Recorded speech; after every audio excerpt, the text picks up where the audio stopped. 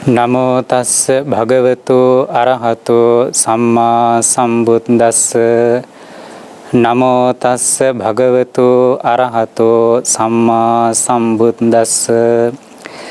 නමෝ තස්ස භගවතු අරහතෝ සම්මා සම්බුද්දස්ස. දේමානි භික්කවේ වජ්ජානි කතමානි දේ දිට්ඨ ධම්මිකංච වජ්ජං සම්පරායකංච වජ්ජන්ති තී.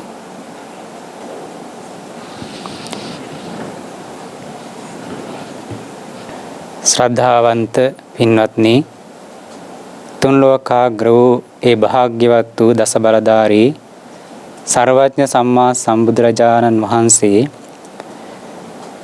මේ ලෝක ධාතුවේ පහළ වුණු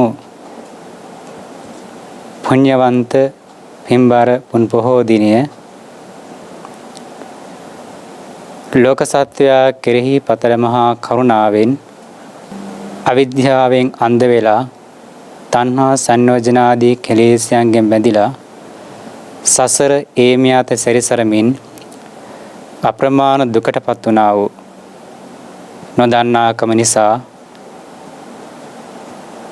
කුසලයේ අකුසලයේ නොදන්නාකම නිසා, හොඳ නරක නොදන්නාකම නිසා, සාවද්‍ය අනවද්‍ය දේ නොදන්නාකම නිසා බොහෝ වැරදි කරලා, කයින් දුසිරිත දේ කරලා, වචනෙන් දුසිරිත දේ කියලා, මනසෙන් දුසිරිතවත් දේ සිතලා මේ විදිහේ බොහෝ අකුසලයන් සිද්ධ කරගෙන ඒ අකුසල කර්මයන් විපාක වශයෙන් විතක මහා නිරේ ඉපදිලා, විතක තිරසන් යෝනි ඉපදිලා, විතක ප්‍රේත විසෙහි ඉපදිලා අප්‍රමාණ දුක් කම්කටොළු විඳිමින් සසර මේ සැරිසරන ලෝක සත්වයා කෙරෙහි පතර මහා කරුණාවෙන් තමයි මේ මහා බෝධිසත්වයන් වහන්සේලා තමන් වහන්සේලාට පහසෙන් ආબોධ කරන්න තිබුණු නිවන් සැපය පැත්තකින් තියලා මේ සසරට පිවිසලා අප්‍රමාණ දුක් කම්කටොළු විඳිමින් සමත්‍රිහිංසත් පාරමී ධර්මයන් පූර්ණය කරලා උතුම් ලෞතර සම්මා සම්බෝධියටපත් උනේ. උන්වහන්සේ උතුම් සර්වඥ සම්මා සම්බෝධිය අවබෝධ කරගත්තේ අද වගේ උතුම් වූ පුන් පොහෝ දිනයක. එනිසා බෞද්ධ පින්නතුන්, ලෝකවාසී බෞද්ධ පින්නතුන් හැම දිනාටම අද විශේෂ දවසක්, සුවිශේෂී දවසක්. හැම දිනාගම සිත් සතන් තුළ පින් උල්පත් මතුවෙන, පින් සිතිවිලි මතුවෙන, කුසල ධර්මයන් වඩාත් තමන්ගේ චිත්ත සංතානය තුළ උපදවා ගන්න පුළුවන්, උපදවා ගන්න දවසකුයි අද දවස. ඉතින් මේ සදහැති පින්නතුනොත් හිමිදිරි උදෑසන මේ උතුම් සීල ප්‍රතිපදාවක පිහිටලා හැමදෙනා මේ සැදී පැහැදී කටයුතු කරන්නේ ඒ ලෞතර සාන්තනායක බුදුරජාණන් වහන්සේ පෙන්වා දුණු තුම් ධර්ම මාර්ගයේ ගමන් කරලා මේ සසරේ තියෙන නිස්සාර ස්වභාවය තේරුම් අරගෙන යතුම් චතුරාර්ය සත්‍ය අවබෝධ කරගෙන සංසාර දුකින් සදාහර මිදෙන ප්‍රතිපatti මාර්ගයේ අනුගමනය කරන්නට. පින්වත්නි, අපි දේශනාව සඳහාද මාතෘකා කරගන්නට දුනේ තථාගත වූ දස බලධාරී සර්වඥ සම්මා සම්බුදුරජාණන් වහන්සේ මහා කරුණාවෙන් දේශනා කොට වදාළ උතුම් සූත්‍ර ධර්මයක් පැහැදිලි කරලා දෙන්නට. මේ සූත්‍රය අන්තර්ගත වෙන්නේ අංගුත්තර නිකායේ දුක්ඛ නිපාතයේ පළවෙනි පඤ්ඤාසකේ වස්සුපනායිකා වර්ගයේ පළවෙනි සූත්‍රය. මේ නම් කරලා තියෙන්නේ වජ්ජ සූත්‍රය කියලා. බුදුරජාණන් වහන්සේ භික්ෂුන් වහන්සේලා ආමන්ත්‍රණය කරලා පෙන්වා දෙනවා, මහණනි, මේ ලෝකේ වැරදි දෙකක් තියෙනවා. වැරදි දෙකක් තියෙනවා. මොනවද? දිට්ඨි ධම්මික වජ්ජ, සම්පරායක වජ්ජ. ඒ කියන්නේ දිට්ඨි ධම්මික වජ්ජ කියලා හඳුන්වන්නේ සමහර වැරදි තියෙනවා. ඒ වැරදි කරාම මෙලවදීම විපාක ලැබෙනවා. දිට්ඨි ධම්මික විපාක ලැබෙනවා. දිට්ඨි ධම්මික වශයෙන් තියුණු කටුක දුක්ඛ විපාකයන් අනුභව කරන්නට සිද්ධ වෙනවා නම් යම් වරදක් කරලා අන්නේ වැරදි වලට කියනවා දිට්ඨි ධම්මික වජ්ජ කියලා. සම්පරායක වජ්ජ කියලා කියන්නේ සමහර විට ඒ කරන වැරදි වලට මෙලවදී විපාක ලැබෙන්නේ නැති වෙන්න පුළුවන්. මෙලොවදී විපාක ලැබෙන ඉඩ අවස්ථාවක් නොලැබී යන්න පුළුවන් කුමනෝ හේතුවක් නිසා. හැබැයි නමුත් ඒ ඇයට ඒකාන්තයෙන් පරලොවදී නම් විපාක හම්බ වෙනවා. ඔහුට මේ ජීවිතයේදී ධර්ම මාර්ගය අවබෝධ කරගන්න පුළුවන් වුණොත්, සෝවාන් ආදී මාර්ගඵලයක් සාත් කරගන්න පුළුවන් වුණොත් ඒවෙන් මිදෙන්න පුළුවන් වෙයි. නැම නැති වුණොත් මතු භවයක නිරේ ඉපදිලා අනේක විද දුක්ඛම කටළු විඳින්න සිද්ධ වෙනවා. ඒ මතු භවයේදී නිරේ ඉපදිලා අනේක විද දුක් දුම්නස් විඳින්න සිද්ධ වෙනවා නම් යම් වැරදක් කරලා අන්නේ වැරදි වලට කියනවා සම්පරායික වජ්ජ කියලා. සම්පරායික වජ්ජ කියලා. ඉතින් මේවා පිළිබඳව අපි හොඳ වැටහීමක් ඇති කරගත්තොත් අනේ මේ විදිහේ වැරදි කරොත් මටත් මේ වගේ දුක් විඳින්න සිද්ධ වෙනව නේද කියලා ඒ වැරදි කරන අය විඳින දුක්ඛම කටළු දැකලා දැනගෙන අහලා දැනගෙන හෝ හිතේ සංවේගයක් ඇති කරගත්තොත් අදිෂ්ඨානයක් ඇති කරගත්තොත් අනේ මම නම් මෙවැනි වැරදි කරන්නේ නැහැ කියලා ඒ වැරදි වලින් මිදලා ශික්ෂිත ජීවිතයක් ගත කරගත්තොත් ධර්මානුකූල ජීවිතයක් ගත කරගත්තොත් ඒ විදිහේ දුක්ඛම් කටළු ලක් නොවි ජීවත් වෙන්නට පුළුවන්. ඒ වගේම තථාගතයන් වහන්සේ පෙන්වා දුන් උතුම් ධර්ම මාර්ගය අනුගමනය කරලා කොහොම හරි කරලා මේ චතුරාර්ය සත්‍ය අවබෝධය ඇති කරගත්තොත් සම්පූර්ණ මේ දුක් වලින් මිදෙන්නට පුළුවන්. ඒ නිසා සසර පිළිබඳව සංවේග ඇති කරගන්නට වැරදි කරාම ලැබෙන දඬුවම් පිළිබඳව වැටහීමක් ඇති කරගන්න එක වටිනවා. ඒවා දැනගන්නකොට ඒ වැරදි වලින් මිදෙන්න පුළුවන්. එවැනි වරදක් කරන්න හිතුනොත් අනේ මෙවැනි වරදක් කරොත් එවැනි වරදක් කරන්න සිතවිල්ලක් හෝ පහළ වුණොත් අනේ මේ දේ කරොත් මේ වගේ විපාකත් මට ලැබෙන්න සිද්ධ වෙනවා නේද කියලා ඒ පිළිබඳ මානසිකාර්ය කරලා ඒ චේතනාවම ඒ අකුසල චේතනාවෙන් මේක ගලවලා දාන්න පුළුවන්. එයින් ගැලවෙන්න පුළුවන්, මිදෙන්න පුළුවන්. එනිසා අපි මේ දේශනාව තුළ අන්නේ දිට්ඨි ධම්මික වජ්ජය හා සම්පරායික වජ්ජය පිළිබඳව පින්තුන්ට පැහැදිලි කර දෙන්නට බලාපොරොත්තු වෙන්නේ. මුලින්ම බුදුරජාණන් වහන්සේ මොනවද මේ දිට්ඨි ධම්මික වජ්ජ? වැරදි කරාම මොනවද දිට්ඨි ධම්මික වශයෙන් ලැබෙන දුක් විපාක දඬුවම් මොනවද කියලා සූත්‍ර ධර්මයේ සූත්‍රයේදී පැහැදිලි කරලා තියෙනවා. පින්තුනි මේ දඬුවම් ඒ කාලේ රජ කාලේ වැරදි කරපු අයට දුන්න දඬුවම්. ඒ දඬුවම් නම් වශයෙන් පෙර පොතේ සූත්‍රයේ සඳහන් වෙනවා. අට කතාවේ ඒවා මොනවද කියලා පැහැදිලි කරලා විස්තර කරලා තියෙනවා. සමහර මිනිස්සු ඉන්නවානේ සහැසිකම් කරනවා, හොරකම් කරනවා, අනුන්ගේ ගෙවල් බිඳලා වස්තු සම්පත් පැහැර ගන්නවා, මගතොටේදී මම් පහරනවා, ඒ කියන්නේ මගතොට යන අයගෙන් වස්තු සම්පත් පැහැර ගන්නවා, ස්ත්‍රී දූෂණ කරනවා, ළමා අපචාර කරනවා, මහ ජනතාවගේ වස්තු සම්පත් කොල්ල කනවා, හොරකම් කරනවා, තවත් සහැසිකම් කරනවා. මේ විදිහින් නොඑක් රෞද්‍රකම්, සහැසිකම්, සොරකම්, මරකම්, දූෂණ, වංචා මේ වගේ දේවල් කරන පුද්ගලයෝ ඉන්නවා ලෝකේ. අතීතෙත් හිටියා, වර්තමානෙත් ඉන්නවා. මෙන්න මේ වගේ කරන අයට අතීතයේ රජවරු එවැනි වර්ධි කරන අය අල්ල ගන්නවා. මහා ජනතාව හෝ පැමිණිලි කරාම රජවරු රාජ මැතිමතුරු යොදවලා ආරක්ෂකයින් යොදවලා එවැනි සොරු මංකොල්ලකාරීන්ව, ස්ත්‍රී දූෂකයන්ව, මහජන සම්පත් කොල්ල කන අයව අල්ල ගන්නවා. අල්ලගෙන ඒ ඇයට නීති අනුකූලව දිය යුතු දඬුවම් ලබා දෙනවා. ඒ දඬුවම් මොනවද කියලා තමයි මේ දිට්ඨි ධම්මික වජ්ජ වශයෙන් බුදුරජාණන් වහන්සේ පෙන්වා දීලා තියෙන්නේ. බලමු පින්නතුනේ ඒ කාලේ රජවරු එහෙම වැරදි කරපු අය අල්ලගෙන දෙන දඬුවම් මොනවද කියලා. එහෙම දඬුවම් දෙන්නේ රහස්ගතව නෙමෙයි. මුළු රටේම අඩබෙර යවනවා. වදක මාල දාලා පාර දිගේ ඔහු අරගෙන යනවා වදක බෙරේ වයිමින් මුළු රටේම ජනතාවට ඔහු වැඩිකාරයෙක් කියලා පෙන්වා දෙනවා. ඔහු කරපු වරද කියනවා. රටේ ඉන්න සියලුම ජනතාව එක තැනකට ඒකරාශී කරනවා. ඒකරාශී කරලා සියලු ජනතාවට පේන විදිහට තමයි ඔහුට වදය සිද්ධ කරන්නේ. හේතුව මොකද පින්තුනි? එහෙම කරනකොට අනික් අය දකිනවා මේ දේ නොනේ තියෙන කෙනෙක් නම් හිතනවා අහෝ මේ පුද්ගලයා මේ වගේ දුෂ්ටකමක් කරලා මේ වගේ වරදක් කරලා මේ විදිහේ දණ්ඩනයක් දුකක් කටුක තියුණු දඬුවමක් විඳිනවා නේද? ඉතින් මමත් මෙහෙම දෙයක් කරොත් අනිවාර්යෙන් ඒකාන්තයෙන් මටත් මේ දඬුවම ලබන්න සිද්ධ වෙනවා නේද කියලා සංවේගයක් ඇති කර ගන්නවා. දඬුවම පිළිබඳ බයක් ඇති ගැනීමක් ඇති කර ගන්නවා. අන්නේ හේතු කාරණා කරනගෙන ඒ පුද්ගලයා මේ වරදින් එවැනි වැරදි නොකරන කෙනෙක් බාටපත් වෙනවා. හික්මන කෙනෙක් බාටපත් කරනවා. ඒ නිසා තමයි අර පිරිස ඉදිරියට ගෙනල්ලා ඔහු කරපු වරදත් ප්‍රකාශ කරලා ඔහුට දෙන දඬුවමත් කියලා ඒ දඬුවම සිද්ධ කරන්නේ. ඒ දඬුවම් අතර එකක් තමයි පින්නතුනි. ඊවණන් වශයෙන්ුත් මම එකිනෙක කියලා විස්තර කරන්නම්, පැහැදිලි කරන්නම්. එකක් තමයි පළවෙනි එක තමයි කසාහිපි තාලෙන්ති. ඒ කියන්නේ කසයෙන් තලනවා. පිළිතුන හැටි කසය කියන එක ඒ කාලේ දඬුවම් දෙන්නට හදපු උපකරණයක්.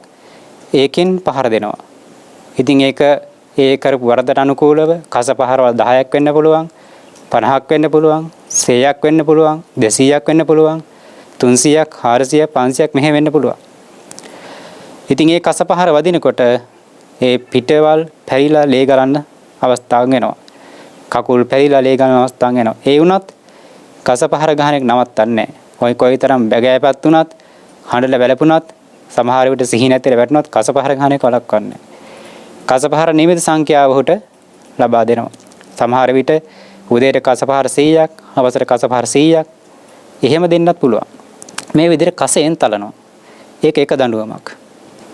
ඊළඟ තමයි පින්නතුනි වෙත්තේ හිපි තාලෙන්ති. ඒ කියන්නේ මේ වේවැලෙන් තලනවා. වේවැල කියන එක නම් ගොඩක් දෙනෙක් දන්නවා ඇති. මීට අවුරුදු දශක දෙක තුනකට කලින් උනත් අතීතේ පාසල උනත් වැරදි කරන ශිෂ්‍යයන්ට දඬුවම් දෙන්න ආචාර්යවරු ළඟ වේවැල තිබිලා තියෙනවා. වේවැලෙන් පහර දෙන එක සිද්ධ කරනවා. ඉතින් වේවැල් පහරවලුත් යම් සංඛ්‍යාවක් නියම කරන සංඛ්‍යාවට අනුව ලබා දෙනවා. ඉතින් ඔහු කොයිතරම් බැගෑපත් වුණත්, හඬ තැළුවත්, ඇඬුවත්, වැළපුණත් පහර දෙන එක නවත්තන්නේ නැහැ. වදක විසින් මේ පහර දීම සිද්ධ කරනවා. ඔහු කර වරදට අනුකූලව ඒ වේවැල් පහරවල් හම්බ වෙනවා. ඊළඟ තමයි අද්ධ දණ්ඩකේ හිපි තාලෙන්ති. ඒ කියන්නේ ඔය කතාවට කියන්නේ 6-4 පොල්ලක් කියලා. ඒ වගේ අඩි 6ක් විතර දිග හොඳ ශක්තිමත් මුගුරක් අරගෙන මුගුරෙන් පහර දෙනවා, තලනවා. පිට හරහාට, කකුල් හරහාට එහෙම පහර දීම සිද්ධ කරනවා. සමහරට ඒ පහර නිසා අතපය කැඩෙන්න පුළුවන්. හමු පුපුරලා, මස් පුපුරලා යන්නට පුළුවන්. ඒ නමුත් ඔහුට නියම කරපු රජවරු විසින්, රජතුමා විසින් නියම කරපු පහර සංඛ්‍යාව ලබා දෙනවා. කොයිතරම් හැඬුවත්, වැළපුණත්, බැගෑපත් වුණත් ඒ පහර දීම නවත්තන්නේ නැහැ. සමහරට ඒ පහර කාගෙන සිහිනසුන් වෙන්නට පුළුවන්. සමහරට ඒ පහරවල් වැදිලා අවසානයේ මරණයටපත් වෙන්නට පුළුවන්. ඒ විදිහේ පහරවල් ලබා දෙනවා, මුගුරින් පහර දෙනවා. මම පිනුත් මේ විදිහේ වරදක් කරොත්, යම්කිසි වරදක් කරොත් අන්නේ වැරදි කරපු කෙනාට මේ විදිහේ දඬුවම් ලබන්නට සිද්ධ වෙනවා. ඊළඟ එකක් තමයි හත්තම්පි චින්දන්ති. ඒ කියන්නේ අත කපලා දානවා. අත කපලා දානවා. එක අතක් වෙන්න පුළුවන්, අත් දෙකම වෙන්න පුළුවන්. සමහර විට මැණික් කටුව ළඟින් අත කපලා දාන්න පුළුවන්. එහෙම නැතිනම් වැලිමිට ළඟින් අත කපලා දාන්න පුළුවන්. එහෙම නැතිනම් උරහිස්ත ළඟින් අත ගලවලා දාන්න පුළුවන්. මේ විදිහේ දඬුවමට වරදට අනුරූපව දඬුවම ලබා දෙනවා. එක අතක් වෙන්න පුළුවන්, අත් දෙකම වෙන්න පුළුවන්. කපලා දාන එක, අත් සිඳලා දාන එක. ඊළඟ එක තමයි පාදම්පි චින්දන්ති. කකුල් කපලා දානවා. කකුලක් වෙන්න පුළුවන්, කකුල් දෙකම වෙන්න පුළුවන්. ඒ කකුල් කපනකොටත් එක්කෝ වලලු කරහන්දියෙන් කපන්න පුළුවන්. එහෙම නැත්නම් දණහිස ළඟින් කපන්න පුළුවන්. නැත්නම් මුලින්ම කකුල කපලා දාන්න පුළුවන්. තියුණු කැපෙන ආයුධ අරගෙන කොටයක් උඩ තියලා කකුල කපලා දානවා. ඉතින් එහෙම කකුල කපලා දාලා මේ බෙහෙත් කරන්නේ එහෙම නැහැ. හිතන්න දැන් මෙහෙම අත කපනකොට කකුල කපන ලේ ගලනවා, රෙදෙනවා. තියුණු කටුකු දුකක් කොහොමද විඳින්න සිද්ධ වෙනවා. ඒ වදක හිතන්නේ අනේ මෙයාගේ කකුල කපනකොට රෙදෙන්න පුළුවන්, අඬන්න පුළුවන්, දුකක් ඇති වෙන්න පුළුවන්. ඒ නිසා කකුල හිරිවට්ටලා කකුල කපන්න ඕන. අත හිරිවට්ටලා අත කපන්න ඕන කියලා එහෙම හිතන්නේ නැහැ. මේ කරාට දුකක් දොමනසක් ඇති නොවන විදිහට සිහි නැති කරලා අතපය කපුම කියලා එහෙම කරන්නේත් නැහැ. පණ පිටින්ම ඉඳිද්දි අමුවමින් ඉඳි තමයි මේ අතපය කපන එක සිද්ධ කරන්නේ. සමහරට එකවර කපලා දාන්න නැතුව ටික ටික කපන්න පුළුවන්. කොටසින් කොටස කපලා ඕට වැඩි තියුණු කටුකු අමනාපු අමිහිරි දුකක් ඇති කර දෙන්න පුළුවන්. ඉතින් ඔහු කරපු වරදේ බරපතලකම යම්සේද ඔහුට ලැබෙන දුකේ වේදනාවත් එපරිදිම වෙන විදිහට දඬුවම නියම කරනවා. මේ විදිහේ අත සිඳින එක, අත් දෙකම හෝ සිඳින එක, පාද සිඳින එක, පාද දෙකම හෝ සිඳින එක සිද්ධ කරනවා. ඊළඟට මේ අත් පා දෙකම කපලා දාන්න පුළුවන්. අත් දෙකත් කපලා දානවා, පා දෙකත් කපලා දානවා. ඒවා කපාද්දිත් අර විදිහට ටිකෙන් ටික අතේ ඇඟිලි වලින් පටන් අරගෙන අත මුල දක්වාම කොටස කර කපන්න පුළුවන්. එතකොට එහෙම පහර වදින වාරයක් ගන්න තියුණු කටකු අමනාපු ඉතා දැඩි දුකක් අනුභව කරන කෙනෙක් වෙනවා. ඉතින් හිතන්න අපේ ඇඟිල්ලක් පීයකට කැපුණොත්, බ්ලේඩ් එකකට කැපුණොත් කොයිතරම් වේදනාවක් අපිට තියෙනවද කියලා. ඉතින් තියුණු කටකු මොහත් ආයුධයකින් මේ ඇඟිලි එකිනෙක කපනකොට, අත කෑලි කෑලවට කපනකොට, ටිකින් ටික කපනකොට කොයිතරම් තියුණු කටකු දුකක් හට ගන්නවද, ඇති වෙනවද? ප්‍රත්‍යක්ෂා කර බලන්න, සිහි කරලා බලන්න ඒ දුක කොයිතරම් දුකක් වෙයිද? පුංචි කැපීමක් නිසා අපට ඇති වෙන වේදනාව විශ්වාසගෙන බැරි කොට ඒ සා තියුණු කටකු දුකක් ඒ විදිහේ තියුණු ආයුධුලින් කෑලි කෑවට කපනකොට කොයිතරම් දුකක් ඔහුට ඇති වෙනවද? පිනුතුනි, ඔහු කරපු වරදට අනුරූපව ඒ දඬුවම සිද්ධ වෙනවා, විඳින්න සිද්ධ වෙනවා. ඉතින් මේ විදිහට අත්පාද හතරම කපලා දාලා අවසන් කරනවා. ඉතින් සමහරට එහෙම තාරගෙම කඳ කොට විසරක් ඉතුරු වෙනවා. ඔහු ජීවත් වෙන්නත් පුළුවන්, ජීවත් වෙන්නත් පුළුවන්. ඊළඟ වරද දඬුවම තමයි පින්නතුනි කන්නම්පි චින්දන්තේ. කන කපලා දානවා. කරපු වරදට අනුරූපව කන කපලා දානවා. කන කපනකොටත් කොටස කන කපලා දාන්න පුළුවන්. එකවරම කන සිඳලා දාන්නත් පුළුවන්. එක කනක් වෙන්න පුළුවන්, කන් දෙකම වෙන්න පුළුවන්. කපලා දානවා. ඒක තව දඬුවමක්. ඊළඟ දඬුවම තමයි නාසම්පි චින්දන්තේ.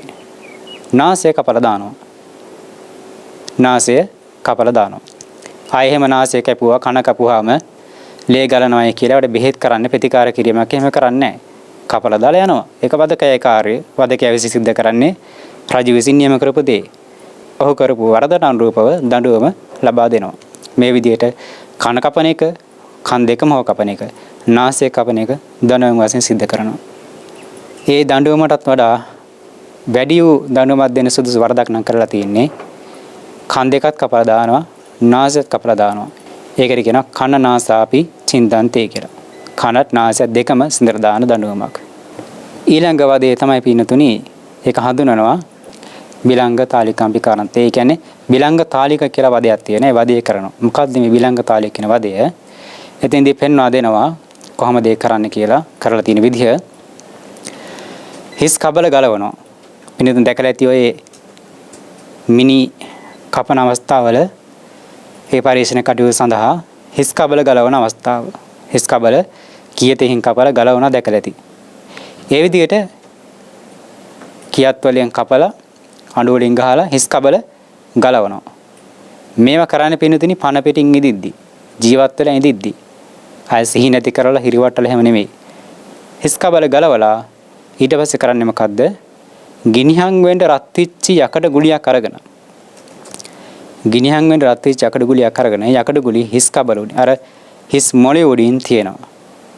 හිස් මොළේ උඩින් තිබ්බාම අර ගිනිහන් විලාන තියෙන්නේ හිස් මොළේ තියෙන මේ හිස් මොළ ගුලිය පිච්චිලා දිය වෙලා අර කැඳහැලියක් වගේ වෙලා උණු වෙලා වැක්කිරලා යනවා. හිතන්න පින්නතුනි, ඒ වගේ දුකක් ගැන හිතන්නවත් පුළුවන්, ඒ වගේ දඬුවමක් විඳින ගැන හිතන්නවත් පුළුවන්ද? එයාගේ මරණය ඉතින් ඒකාන්තයෙන්ම සිද්ධ වෙන එක අහන්න දෙයක් නෙමෙයි. ඉතින් එහෙම මරණයටපත් වෙන්නේ තියුණු කටකු අධිකෝ වේදනාවක් විඳලා. ඔහු කරපු වරදට අනුරූපව ඒ දඬුවම හම්බෙලා තියෙන්නේ.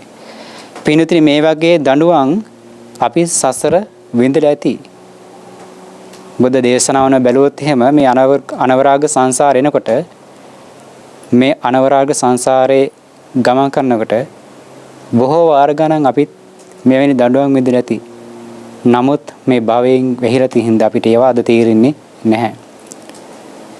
මේ වගේ දඬුවම් නෙමෙයි, නිරේපිදලා නිරාදුකුත් අපිට විඳලා ඇති. ඒක තමයි මේ සංසාරයේ ස්වභාවය. ඒ නිසා අපි තේරුම් ගන්න ඕනේ මේ සංසාරයේ ස්වභාවය.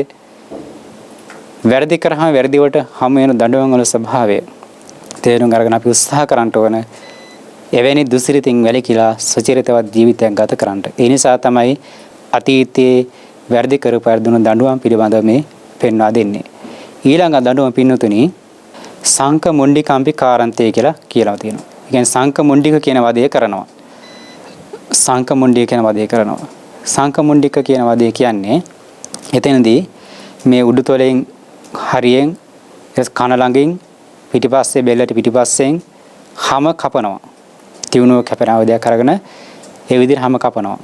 කපලා ඔය කේස් වවාගෙන ඉන්න අය ඉන්නවනේ. ඒක ඒ දඬුවම ඒ අර දෙන ලේසි. ඊළඟට කේස් වැටි එකට අල්ලලා ගැට ගහලා ලී එක ගැට ගහලා ටික ඉහළට අදිනවා. අදිනකොට මේ හැම ක්‍රමයෙන් ගැලවෙනවා. ගැලවෙන්නේ නැතිකොට අර තියුණු පිහියක් අරගෙන ටික හැම කපනවා. කපනකොට හැම ඔක්කොම ගැරිවිලා යනවා. දැන් තියෙන්නේ හිස් කටුව පෑදිලා තියෙන්නේ. හිස් කබල පෑදිලා තියෙන්නේ. ඊළඟට කරන්නේ එතනින් නවතින්නේ නැහැ. කළු ගල් කැටයක් අරගෙන රළු ගල් කැටයක් අරගෙන අර හිස් කබල වතුර දදා උලනවා. සුදු පාට වෙනකන් අර උඩින් තියෙන හැම ආදී ගැලවල සුදු පාට වෙනකන් අර හිස් කබල උලනවා. එයා මැරෙන්නේ ඒ වේදනාව තියුණුව කටුක වේදනාවට විඳින සිද්ධ වෙනවා. ඉතින් බැගෑපත් කරනවා, අඬනවා, වැළපෙනවා. නමුත් ඒ දඬුවම ඔට ලබන්න සිද්ධ වෙනවා, දඬුවම සිද්ධ කරනවා. සමහරට මේ වේදන ඉවසා ගන්න බැරුව සිහිසුන්ව වැටෙන්නට පුළුවන්. නමුත් දඬුවම ලබා දෙනවා. ඒ වගේ තියුණුව කටුකෝ දඬුවම් ලබා දීලා තියෙනවා අතීතයේ මේ වැරදි කරපු අයට. වැරදි වල ස්වභාවය මත. ඊළඟ දඬුවම තමයි පින්නතුනි රාහුමුඛම්පි කාරන්තය කියලා කියනවා. ඒ කියන්නේ රාහුමුඛ කියන වදේ සිද්ධ කරනවා. රාහුමුඛ කියලා කියන්නේ මේ අඬුවක් අරගෙන කට ඇරලා කට වහන්න බැරි වෙන්න හිර කරනවා. එහෙම හිර කරලා කට වහන්න බැරි වෙන්න අඬු දාලා කට ඇරලා තියලා ඒක මොකේ ඇතුලේ කට ඇතුලේ පහන් දැල්ලනවා. පහන් දැල්වලා ඒකින් නවතින්නේ නැහැ. තියුණු නියන් අරගෙන මේ කන ළඟ ඉඳලා කට පැත්තට එනකම්ම කන් සිදුරේ ඉඳලා ඔක්කොම හාරනවා. හාර පාරනවා. එතකොට අර මුළු මුඛේම ලේ වලින් පෙරෙනවා. ඉතින් ඒ කෙනා ඒ හේතු කාරණා කරගෙන තියුණු කටකෝ දුකක් විඳින කෙනෙක් අනුභව කරන කෙනෙක් බාටපත් වෙනවා. ඉතින් බැගෑපත් වෙනවා, හඬන වැළපෙනවා. නමුත් දඬුවම නවත්තන්නේ නැහැ. සමහරට ඒ දඬුවම ඉවස ගන්න බැරුව වේදන ඉවස ගන්න බැරුව සිහිසුන් වැටෙන්නට පුළුවන්. සමහරට ඒ දඬුවම නිසා මරණය වුණා සිද්ධ වෙන්න පුළුවන්. ඔහු කරපු වරදේ සැහැසිකම අනුව දඬුවම ලබා දීම සිද්ධ වෙනවා. ඒකත් එක දඬුවමක්. ඊළඟ එක තමයි පින්නතින් ජෝතිමාලිකම්පි කාරන්තය කියලා පෙන්නනවා. ඒ කියන්නේ ජෝතිමාලික කියන වදේ කරනවා. ඒ කියන්නේ මුළු ඇඟේම තෙල් පාංක දොතනවා. රෙදි කැබිලි ඔතලා, ඒ කියන්නේ තෙල් පොඟවපු රෙදි කැබිලි ඔතනවා. තෙල් පොඟවපු රෙදි කැබිලි හැම මුළු ඇඟ පුරාම ඔතනවා. පාවලත් මුළු ඇඟේමත් ඔතනවා. හිසේ පටන් දෙපතුල දක්වාම වෙලනවා. වෙලලා කොහේ හරි හිටවලා ගහක බැඳලා හරි කණුවක බැඳලා හරි ගිනි තියනවා. ඉතින් ඒ ගින්නට පිච්චෙනවා. බැගෑපත් හඬ කරනවා. ඒ ගින්නෙන් දැවෙනකොට විලාප තියෙනවා. නමුත් ඒ ගින්න නිවන්න කවුරුත් ඉදිරියපත් වෙන්නේ නැහැ. ඔය ගින්නෙන් දැවිලා සමහරට මරණය සිද්ධ වෙන්න පුළුවන්. නැත්නම් මරණ මාත දුකකටපත් වෙන්න පුළුවන්. ඉතින් තමන් කරපු වරදට අනුව එබෙදි දඬුවම් පවා දීලා තියෙනවා. ඊළඟ තමයි පින්නතුනි හත්ත පජ්ජෝතිකම්පි කාරන්තේ කියලා පෙන්නනවා. ඒ කියන්නේ හත්ත පජ්ජෝතික කියන දඬුවම දෙනවා. ඒ කියන්නේ අත් දෙකත් පා දෙකත් මේ විදිහට ගිනි තියෙනවා. අර මුළු ඇඟම තෙල් පාංග දොතලා ගිනි තිබ්බනේ. ඒ වගේ අත් දෙකේ කකුල් දෙකේ විතරක් තෙල් පාංග දොතලා තෙල් පෙඟු රෙදි ඔතලා ගිනි තියෙනවා. ඉතින් ඒ නිසාගේ අත් දෙක පෙච්චිලා උණු වෙලා ඇටකොට දක්වා පෑදෙන්න පුළුවන්. කකුල් දෙකත් සම්මස්නහර පිච්චිලා ගිහිල්ලා ඇටකොට වලට පෑදෙන්න පුළුවන්. සමහර නැමරි මරණ මාත දුකක් වහන බව කරන කෙනෙක් වෙනවා. නැමරි ජීවත් වුණත් හොර ජීවිතය ගත කරනවා කියන එක පහසු වෙන්නේ නැහැ. ඒ බඳු තියුණු කටුකෝ හිත අප්‍රසන්න වූ දඬුවම් එදා රජකාරී දීලා තියෙන වැරදි කරපු අයට සැහැසිකම් කරපු, හොරකම් කරපු, මිනී මරපු, ස්ත්‍රී දූෂණ කරපු මෙවැනි වැරදි කරපු අයට වෙන දඬුවම් අතීතයේ දීලා තියෙනවා. තව තියෙන පින්නතුනි ඒරක වත්තිකම්පි කාරන්තේ ඒරක වත්තික කියලා දඬුවමක් දෙනවා.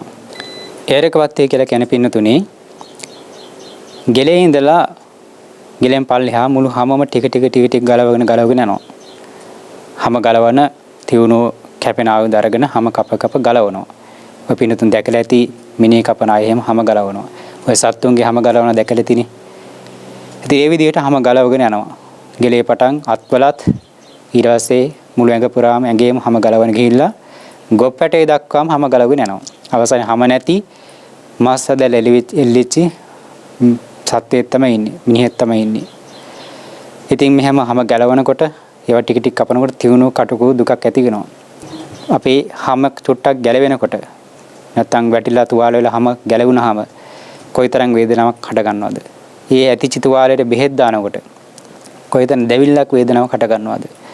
ඉතින් මෙහෙම හැම කපනකොට ටික ටික හැම කපා අරන් යනකොට පල්ලෙහාට කොයිතරම් තියුණු කටුකු දුකක් එයාට ඇති වෙනවද? නමුත් ඒ දඬුවම දෙන එක නවත්තන්නේ නැහෙනේ. ඒ තැනත කොයිතරම් බැගෑපත් වුණත් කොයිතරම් හැඬුවත් වැරපුණත් දුක් දන්වස් කිව්වත් ඒව දඬුවම නවත්තන්නේ නැහැ. ඒ වේදනාව ඉවස ගන්න බැරුව දුක ඉවස ගන්න බැරුව ඔහු සිහිසම් වුණත් හැම ගලවෙන එක නවත්තන්නේත් නැහැ. ගොපැටේ දක්වාම හැම ගලවන ගිහින් හැම ගලවලා දානවා. ඒක දඬුවමක්. ඊළඟ දඬුවම තමයි පින්නතුනි චිරක වාසිකම්පි කාරන්තය කියලා කියන එකනේ. චිරක වාසික කියන වාදේ කරනවා. ඒකේ කරන්නේ මුලින් කරේ ගෙලේ ඉඳලා ගොප්පැටේ දක්වාම හැම ගලවන ගියානේ. මෙතෙන්දී කරන්නේ ගෙලේ ඉඳලා හැම ගලවගෙන ඇවිදින් ඉන ළඟ නවත්තනවා. ඊට පස්සේ ඉනෙන් පල්ලෙහාට ආපු හැම ගලවන ගිහින් ගොප්පැටේ ළඟ නවත්තනවා. එතකොට අර උඩු කොටසේ ගලවපු හැම ඉනෙන් පල්ලෙහාට ඇඳුමක් වගේ වැටිලා තියෙනවා. එතනින් හැම කොටස පල්ලෙහාට ගලවගෙන යනවා. ඉතින් ඒ විදිහට කොටස් දෙකක් වශයෙන් හැම ගලවන එක සිද්ධ කරනවා. ඇඳුමක් ඇඳුවා වගේ තියෙනවා. ඉතින් තියුණු කටුක දුකක් විඳිනවා. හැම ගලවනටත් ඒ දුක ඇති වෙනවා. ඒව හැම ගැලුවන් පස්සේ හුලං වදිනකොට වාතාශ්‍රය වදිනකොට කොයිතරම් වේදනාවක් දැවිල්ලක් ඔහුට ඇති වෙනවද? ඉතින් ඒ සත්‍යය පුද්ගලයා ඒ වැඩි කරපු කෙනා මරණිය හෝ මරණ මාත්‍රෝ තියුණු කටුක දුකක් විඳින කෙනෙක් බවට පත් වෙනවා. බලන්න පින්නතිනි ඒ සහජිකම් වැඩි කරාම අතීතයේ රජවරු දීලා තියෙන දඬුවම්. ඉතින් ඒවා දකින්න කෙනෙකුට හිතෙන්නේ නැහැ කවදාකවත් එවැනි වරදක් අය කරන්නට. ඒ නිසා තමයි මහ ජනතාව ගෙනල්ලා හැමෝම ඉදිරියේ දඬුවම් දීලා තියෙන්නේ. ඊළඟ තමයි පින්නතුනි ඒනීය කම්බිකාරන්තය කියලා කියනවා. ඒනීයක කියලා කියන්නේ අත් දෙකයි කකුල් දෙකයි ඈත් කරවලා පොළවේ දිගාරවනවා. දිගාරවලා අත්වල වැලිමිට හන්දියෙන් තියුණු උල්ලු ඇන ගහලා පොළවට සවි කරනවා. කකුල් දෙකේ දණිහ ලගිනුත් තියුණු උල් සහිත යකඩ ඇන ගහලා පොළවට සවි කරනවා. ආය හෙලවෙන්න බෑ. අතපය හොලවන්න පුළුවන් කමක් නැතන හොලවන්න හෙලෙව්වොත් එහෙම වේදනාව තව උග්‍ර වෙන වැඩි වෙනවා. පිනතුන අහලා තියෙන අවීචී මහා නරකයේ දේවදත්ත හාමුදුරුවෝ පොළවට සවි කරලා තියෙනෙත් අපයි බිත්තියට සවි කරලා තියෙනෙත් ඒ විදිහටයි කියනවානේ. ඊට පස්සේ ඒකින් නවතින්නේ නැහැ. ඔහු වටේට ගිනි අවුලවනවා. මොන හරි දාලා ගිනි අවුලවනවා. ඉතින් ඔහු අර පොළවට ගහලා තියෙන උල් හින්දා දුකක් දොමනසක් විඳිනවා. තියුණු කටුකු දුක් විඳිනවා.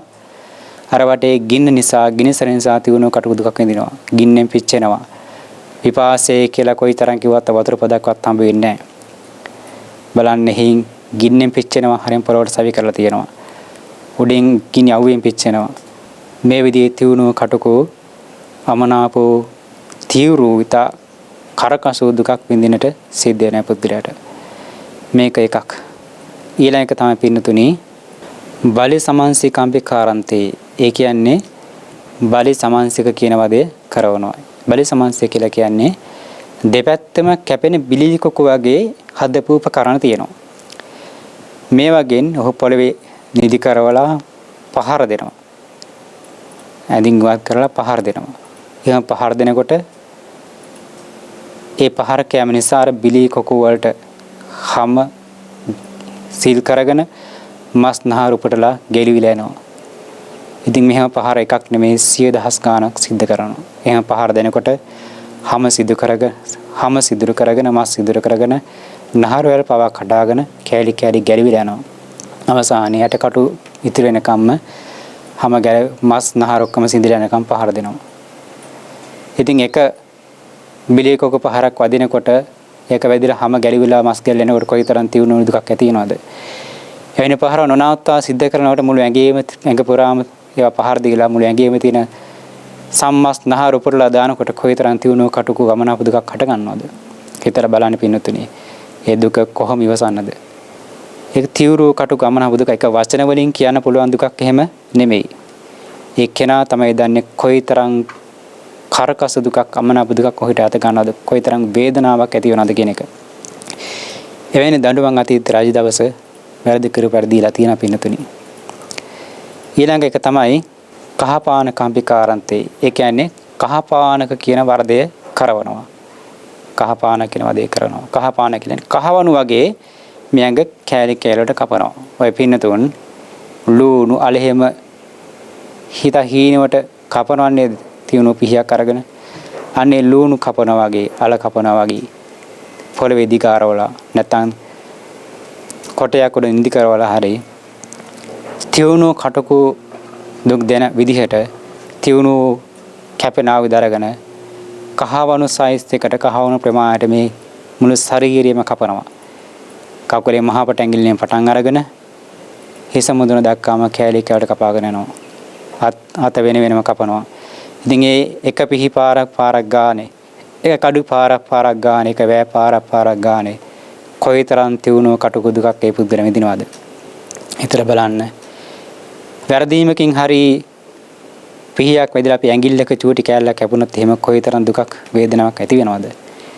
ඉතින් කහවණු ප්‍රමාණයට මේ ශරීරේ කපාන යනකොට ඔහුට ඇති වේදනාව ගැන කොහොමද කියන්නේ? වචන වලින් කියන්න පුළුවන් කමක් නැත්තේ. ඒ වගේ තියුණු කටුක දුක් ඒ වැරදි කරපායට, සහසිකම් කරපායට, මිනී මරුපායට, හොරකම් කරපායට, මංකොල කවපායට, ස්ත්‍රී දූෂණ කරපායට රජවරු දීලා තියෙනවා. තව තියෙන පින්නතිනි වද වර්ග. kharaapa tachchikampikarante. kharaapa tachchක කියන වදයක් ලබා දෙනවා. ඒක කරවනවා. ඒ කියන්නේ අර බිලී කකු වලින් හැම මස් නහර උපරලා දැම්මා වගේ තියුණු ආයුධ අරගෙන මේ සම්මස් නහර සිදුරු කරනවා. තුවාල කරනවා. මුළු ඇඟ පුරාම තුවාල ඇති කරවලා ලුණු වතුර නැතා සැර ලුණු වතුර ඉහිනවා. කොසු වලින් හරි අතින් හරි සැර ලුණු වතුර ඉහිනවා. ඉතින් චූටි කැපීමක් ඇති වුනහම ලුණු ටිකක් මිරිස් ටිකක් අපේ ඒ තුවාලේ ගැවුනහම කොයිතරම් තියුණු දුකක් ඇති වෙනවද නේද? ඔය මොකේ එහෙම තුවාලයක් හටගත්ත වෙලාවක සැර ආහාරයක් ගන්නකොට ඇති වෙන දැවිල්ල පිනතුන පුරුදුයිනේ. විඳලා තියෙනවනේ. තුවාලයක් ඇති වුනහම වේද මහත්තයා ළඟට දොස්තර මහත්තයාට අරන් ගියාම තුවාලේ සුද්ධ කරනකොට දාන බෙහෙත් නිසා ඇතිවන දැවිල්ල කවුරුත් ඉඳලා තියෙනවනේ.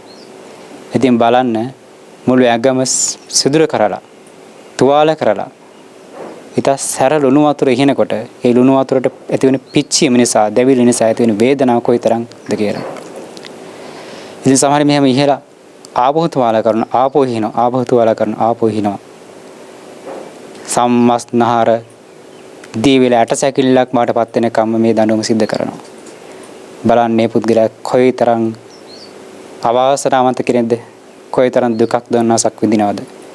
විලාප තියෙනවා, බැගෑපත් වෙනවා, පිපාසයෙන් අඬනවා, වතුර ඉල්ලලා කෑ ගහනවා. නමුත් කවුරුත් උදව් කරන්නේ නැහැ. කවුරුත් ඔහුගේ පිහිටට එන්නේ නැහැ. තමන්ගේ කියන ඥාති මිත්‍රාදීන්, දෙමව්පියන්, සහෝදරින්, ඥාති මිත්‍රාදීන් කිසිවෙකුට ඔහු බේර ගන්න පුළුවන් කමක් නැත්තේ. ඔහු කරපු වැරදට දඬුවම ලබා දෙනවා. ඥාති මිත්‍රාදීන් කොයිතරම් බැගෑපත් වුණත් ඔහු බේරගන්නේ නැහැ, බේරවන්නේ නැහැ. දඬුවම නියම කරොත් දඬුවම ලබා දෙනවා. බලන්න පින්නතුනි, තමන් කරපු දුසිරත නිසා මෙලොව වශයෙන් ලබන්න සිද්ධ වෙන දුක්ඛම් කටුවල ස්වභාවය. ඊළඟ දඬුවම තමයි පින්නතුනි ඵලිග පරිවර්තිකම්පිකාරන්තය කියලා කියන ඵලිග පරිවර්තික කියන වදේ කරවනවා. ඵලිග පරිවර්තික කියලා කියන්නේ පොළවේ නිදි කරවනවා ඇලයට හිටින විදිහට. ඇලයට හිටින විදිහට නිදි කරවලා දිග තියුණු පොල් තියෙන කටුවක් උඩ පැත්තට තියෙන කියන්නේ පොළවට විරුද්ධ පැත්තෙන් තියෙන අහස පැත්තට තියෙන කනට තියලා පහර දෙනවා. එහෙම වුණාම ටික ටික පහර දෙනකොට ඒ කන සිදුරු කරගෙන අනික් කනෙන් මතුවෙලා පොළවේ සවි වෙනවා. මේ විදිහට කනෙන් උලක් ගහලා පොළවේ සවි කරනවා. පොළවේ සවි කරවලා කකුල් දෙකෙන් අල්ලලා ඔහු මේ උල වටේට කරකවනවා. වෙනතුන් දැකලා ඇති ඉස්සර ඔය සෙක්කුව කියලා ප්‍රකාරණ ඉතින් තෙල් හිඳින්න. මේ මැද තියෙන දණ්ඩේ මොල් ගහේට දඬුවක් සවි කරලා හරකෙකුට බැඳලා ඒක කරකවනවානේ. අන්න ඒ වගේ වටේට කරකවනවා. ඉතින් ඔහුගේ මස් සිඳිලා මොළයේ ඇතුලේ තියෙන දේවල් ඔක්කොම මේ යනවා. ඉතින් එහෙම කරකවනකොට තියුණු කටකු අමිහිරු දුකක් ඔහු විඳිනවා. තේරුම් ගන්න පිණුතුනේ දෙකේ ස්වභාවය අපිට වචන වලින් විස්තර කරන්න පුළුවන් කමක් නැහැ. සිහි කරලා බලන්න, මනසිකාරය කරලා බලන්න. අපට පුංචි දෙයක් ඇති වෙනකොට ඇති වෙන වේදනාව, පුංචි තුවාලයක් ඇති වෙන කැපීමක් ඇති වෙනකොට අතපයක් කරනකොට ඇති වෙන වේදනාවක් කොයිතරම්ද? මිහි වේදනාව ඒ වගේ 100,000 ගුණයකට වඩා වැඩි. ඊළඟ වල තමයි පිළිතුරේ පලාල පිට්ටිකාම්බිකාරන්තය කියලා කියනවා. ඒ කියන්නේ පලාල පිට්ටේ කියන වදයක් කරවනවා. ඒ කියන්නේ මේ ඇඹුරුම් ගල් අරගෙන පොළවේ දිගහරවලා මේ ඇට කටු සේරම තැලිලා පොඩි වෙන යන විදිහට තලනවා. ටික ටික තලනවා. කකුලේ ඉඳලා අත්වලින් ඉඳලා තලාගෙන යනවා. අවසානයේ සම්මස් ගොඩක් විතර ඉතුරු වෙලා තියෙන්නේ. කෙස් වැටින් අල්ලලා උස්සලා ඇතහැරියාම සම්මස් ගොඩක්. ආපු ඒකත් වෙලනවා පිටුරු ගොඩක් වගේ. සමහරට ඒ විදිහ සත්‍යය මැරිලා නමුත් දඬුවම දෙනවා. හිතන්න පොඩ්ඩක් තැලීමක් ඇති වෙනකොට ඇති වෙන වේදනාව. මොකක් හරි එකට අහු වෙලා අපි අතක් පයක් තැලෙනකොට කොයිතරම් වේදනාවක් අපිට ඇති වෙනවද? ඉතින් ඒ වගේ 100,000 ගුණයකට වඩා වැඩි වේදනාවක් ඒ පුද්ගලයාට අවස්ථාවදී ඇති වෙනවා. ඊළඟ දඬුවම තමයි පිනුදිනේ තත්තේනපි තේරේන ඔසින්චන්තේ කියලා කියනවා. ඒ කියන්නේ රත් කරපු ගිනියම් වෙන රත් කරපු පැසුණු තෙල් අරගෙන මුළු ඇඟ පුරාම ඉහිනවා. එතකොට ඒ තෙල් වැටෙනකොට ඒ තෙල් බින්දු වැටෙනවා තැන් පිච්චිලා යනවා. පුංචි ගිනි දැල්ලකට පහන් දැල්ලකට අපි අතක් ඇඟිල්ලක් අහු වෙලා පිච්චෙනකොට ඇති වෙන වේදනාව අපි විඳලා ඇතිනේ. ඉතින් ඒ වගේ 100,000 ගුණයකට වඩා වැඩි වේදනාවක් තියුණු කටුක වේදනාවක් ඒ පුද්ගලයා විඳින කෙනෙක් බාරපත් වෙනවා. බලන්න මුළු ඇඟ පුරාම පැසුණු තෙල් ඉහිනකොට ඒ තෙල් නිසා ඇති වෙන පිච්චීම දැවිල්ල හිතා ගන්න පුළුවන් පින්නතුනි. ඒ විදිහේ දඬුවම් අතීතයේ දීලා තියෙනවා. ඊළඟ දඬුවම් තමයි පින්නතුනි සුනකේන පිකාදන්තේ. ඒ කියන්නේ සුනකයන් ලවක් කවුනවා. ඒ සුනකයෝ දවස් ගාණක් කණ්ඩ නොදී निराहाරව තියෙනවා. එතකොට ඒගොල්ලෝ සාගින්නෙන් බඩගින්නෙන් තමයි ඉන්නේ. ඊට රෞද්‍ර වෙලා ඉන්නේ. ඉතින් ඒ වැඩ කරුපාය යම් කූඩුවකට හරි දාලා සුනකයෝ මුදා හරිනවා. ඉතින් ආය ඒ සුනකයෝ බඩගිනි විපාසී රෞද්‍ර වෙලා ඉන්නේ. ඒ අය කෑලි කෙලවට කඩාගෙන කාලා ඇට ගොඩක් බවට පත් කරලා දානවා. මේ විදිහට සුනකයෝ ලව කවුනවා. ඉතින් පින්නතුනි එකවරේ පුද්ගලයන් මරණයටපත් වෙන නෙවෙයිනේ. සම්මස් නහර ටික ටික කඩාන කනකොට කැලි කැවට කඩාන කනකොට කොයිතරම් දුකක් වේදනාවක් ඇති වෙනවද කියන එක තේරුම් ගන්න පුළුවන්. මේ විදිහේ දඬුවම් අතීතයේ දීලා තියෙනවා. ඊළඟ දඬුවම තමයි පින්නතුනි ජීවන්තම්පි සූලේ උත්තානෙන්තේ කියලා කියනවා. ඒ කියන්නේ ජීවත් වෙලා ඉඳිද්දිම පණ පිටින් ඉඳිද්දි උල තියනවා. මේ උල තියනවා කියන්නේ ගොඩක් දිනක් අහලා තියෙන දඬුවමක්. තියුණුව සකස් කර බුලක් තියෙනවා. ඒ උල උඩ හිඳවනවා. හිඳවුනහම ගොඩ මාර්ගය හරහා ඒ උල බැහැගෙන ගිහිල්ලා තමාන මුඛයෙන් එළියට එනවා. පපුව සිදුරු කරන එළියට එනවා. බෙල්ල සිදුරු කරන එළියට එනවා. ඉතින් ඒ පුද්ගලයා තියුණුව කටුක දුකක් විඳලා තමයි බොහෝ දුකක් විඳලා තමයි මරණයටපත් වෙන්නේ. ඉතින් නැමරි ජීවත් වෙනවා කියන එකක් එහි සිද්ධ වෙන්නේ නැති තරම්. ඊළඟ දනුවම තමයි පිනතුනි අසිනාපි සීසං චින්දන්තේ කියලා කියනවා. ඒ කියන්නේ කඩුවක් අරගෙන තියුණුව කැපෙන කඩුවක් අරගෙන ගෙලෙසින්දලා දානවා. මේකත් ගොඩක් දෙනෙක් අහලා තියෙන දඬුවමක්. දංගෙඩියේ තියලා ගෙලෙසින්දනවා කියන එක. ඉතින් මේ විදිහට ගෙල කපලා දානවා, බෙලෙසින්දලා දානවා. ඉතින් ඒ විදිහට දඬුවම් දීලා ඒ පුද්ගලයා එක්කව මරණයටපත් කරනවා. එහෙම නැතිනම් මරණ මාත්‍ර දුකක් ඇති කරනවා. පිළිතුරේ මේ විදිහේ දඬුවම් අතීතයේ රජ කාලේ දීලා තියෙනවා. පිළිතුරේ අහලා තියෙන දෙතිස් වදයන් කියලා. ඉතින් මේ තමයි පිළිතුරේ දෙතිස් වදයන් වන කොටසක්. ඉතින් මේ සූත්‍රයේ 26 ආකාරයක් පිළිබඳව දේශනාවේ පෙන්වා දීලා තිනවා. සූත්‍රයේ සඳහන් වෙලා තියෙනවා දඬුවම් ආකාර 26ක් පිළිබඳව. ඉතින් ඒවා තමයි පිළිතුරේ විස්තර කරලා දුන්නේ, පැහැදිලි කරලා දුන්නේ. අතීතයේ රජ කාලේ ඒ වැරදි කරපු අයට, සොරකම් කරපු අයට, මිනීමරුපු අයට, ස්ත්‍රී දූෂණ කරපු අයට, අපචාර කරපු අයට, මහජනයන්ගේ වස්තු සම්පත් කොල්ල කවපු අයට මෙවැනි අය අල්ලගෙන රජවරු දුන්නු දඬුවම් තමයි. පින්වතුනි ඉතින් එවැනි දඬුවමක් දෙන කෙනෙක් දැක්කහම අර මහා පිරිස් මැද ගෙනලා තමයි දඬුවම් දෙන්නේ. එතන ඒ තැන ඉන්න මිනිස්සු ඒක දැක්කහම නොවැනති කෙනෙක් කල්පනා කරන අහෝ මමත් මෙවැනි වරදක් කරොත් එහෙම කවදා හරි මටත් මේ වගේ දඬුවමක් විඳින්න සිද්ධ වෙනවා නේද? අන්න එහෙම හිතලා ප්‍රතිවේක්ෂා කරලා ඒක න එවැනි වරදවල් නොකරන කෙනෙක් බාටපත් වෙනවා. එවැනි වරදෙ මිදුණු කෙනෙක් බාටපත් කරනවා. අතීතයේ රහස්ගත වෙන වැඩක් කරා නම් ආයි කවදාකවත් වෙන වැඩක් කරන්නේ නැහැ කියලා තමන්ගේ සිත තමන්ගේ කය වචනය සංවරයේ පිහිටුවාගෙන දැහැමි කෙනෙක් බවට පත් වෙනවා, නිවැරදි කෙනෙක් බවට පත් වෙනවා, සුචරිතවත් ජීවිතයක් ගත කරන කෙනෙක් බවට පත් වෙන ජීවිතය හදා ගන්නවා. ඉතින් අර වැරදි කරපු කෙනා තියුණුව කටකෝ මරණ මාත්‍ර දුකක් විඳිනා පින්නතුනි. එවැනි දඬුවම් අතීතයේ දීලා තියෙනවා. ඒ නිසා අපි සිහි කර ගන්න ඕනේ පින්නතුනි. අද වර්තමාන කාලයේ නම් එවැනි දඬුවම් දෙන්නේ නැහැ. නමුත් අතීතයේ ආත්ම භවවල අපි එවැනි දඬුවම් විඳලා ඇති. අනාගතයේ මතු කාලයේදී එවැනි දඬුවම් අපිට විඳින්න නොවිදිනවා කියලා නිශ්චිත වශයෙන් කියන්න පුළුවන් කමක් නැත්තේ නෑනේ. බුදුරජාණන් වහන්සේ පෙන්වා දුන්නු ආර්ය සත්‍ය ධර්මය අපට අවබෝධ කරගන්න බැරුණොත් අපි කාටවත් කියන්න පුළුවන් කමක් නැහැ අපි මේ දඬුවම් වලින් මිදුණායි කියලා. එනිසා අපි මේ පිළිබඳව තේරුම් අරගෙන මේ සංසාරයේ ස්වභාවය තේරුම් අරගෙන අපි සංවේගයක් ඇති කර ගන්න ඕන. සංවේගයක් ඇති කරගෙන අපි අපේ කාය වචනේ සිත කෙනෙමේ තෙදුර සංවර කරගෙන දෙහැම ජීවිතයක් ගත කරන්නට අපි හැමදෙනාම අදිෂ්ඨාන කර ගන්න ඕන. ඉතින් මේ පෙන්වා දුන්නේ දෙට්ට දමයක වශයෙන් දෙන්නව වැරදි පිළිබඳව. ඊළඟට මේ සූත්‍රය පෙන්වා දෙනවා සම්පරායක වජ්ජය කියලා. වැරදි කරපු අයට, කයෙන් දුසිරිත කරපු අයට, වචනෙන් දුසිරිත කරපු අයට, මනසෙන් දුසිරිතවත් දේ හිතපු අයට, ඒ දුසිරිතේ හැසිරුණු අයට මරණයෙන් පසු ලැබෙනා දුක් තියෙනවා. ඒවා තමයි සම්පරායක වජ්ජ කියලා කියන්නේ. පින්නතුන් අහලා ඇති, කියවලා ඇති දේවදූත සූත්‍රය. මේ මජ්ක්‍ධිම නිකායේ තියෙන දේවදූත සූත්‍රය බුදුරජාණන් වහන්සේ සූත්‍රයෙන් පෙන්වා දෙනවා. මේ විදිහේ පාප කර්මයන් කරපු අය මරණයන් මතු අපායේ ඉපදිලා අවීච මහ නරක ආදී නිරෙහි ඉපදිලා නිරේ විඳින දුක් පිළිබඳව දේවදූත සූත්‍රයේ පැහැදිලි ලෙස විස්තර කරලා තියෙනවා. ඒ නිසා කාල වේලාව ප්‍රමාණවත් වෙන්නේ නැහැ. ඒ කරුණ සියල්ල විස්තර කළ දෙන්න සිහි කර ගන්නට පිනුතුනේ වෙලාවක් තියෙනවා නම් ඒවා කියවලා බලන්න දේවදූත සූත්‍රය. සමහර ඒ දේවදූත සූත්‍රය ගැන විස්තර කරපු දේශනාවන් ඇති. ඒ වහලා ශ්‍රවණය කරලා ඒ පිළිබඳව තේරුමක් අවබෝධයක් ඇති කර ගන්න. සතර පායේ දෙන ඒ අපායේ නිරේ දෙන දුක් පිළිබඳව අවීචි මහා නරකය කියලා කියන්නේ පිනුතුනි යොදුන් 100ක් බැගින් දිග පළවස තියෙන ලෝහ බිත්ති වලින් හැදුණු නිරන්තරයෙන් ගින්නෙන් පිරුණු නිරයක්. හාත්පස ගිනගෙන ඇවිල්ලා නිරයක්. ඒ නිරේ බිත්ති වලින් ඉඳලා යොදුන් ගානක් දුරට ඒ ගින්නේ සැර පවතිනවා කියනවා. ඒ අවීචි මහා නරකයට යම් සත්‍යයක් කරනොත් ඔය ගින්නට පිච්චිලා අළු වෙලා යනවා. නමුත් ඔහු කරපු වරද නිසා මරණය සිද්ධ වෙන්නේ නැහැ. ආයෙත් උපදිනවා, ආයෙත් පිච්චෙනවා, ආයෙත් උපදිනවා, ආයෙත් පිච්චෙනවා. ඒ නිරේ සමහර කල්පයක් මුළුල්ලේ එහෙම දුක විඳින්න සිද්ධ වෙනවා. ඒ විදිහේ තුණු කටුක දුක් පරලොවදී ලබන සිද්ධ වෙන මේ විදිහ වැරදි කරන අයට. ඒ වගේ තව පුංචි කාරණයක් කියන්නම්.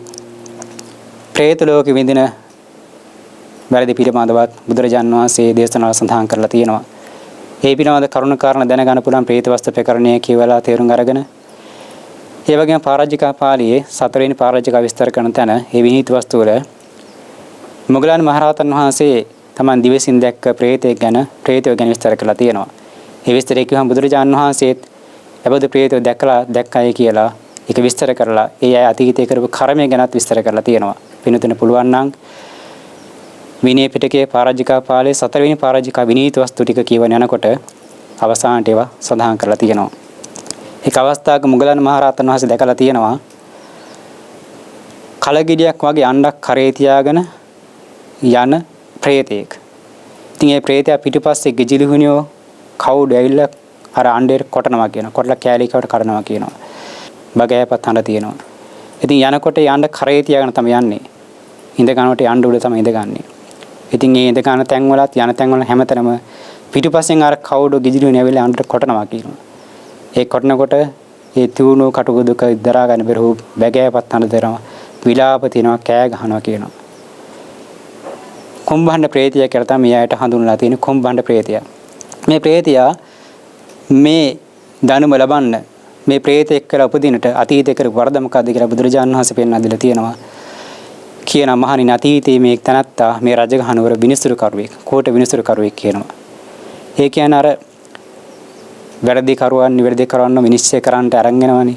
එහෙම අරන් ආවම අල්ලස් අරගෙන වැරදි කරුවම නිවැරදි කරවන්න කරනවා.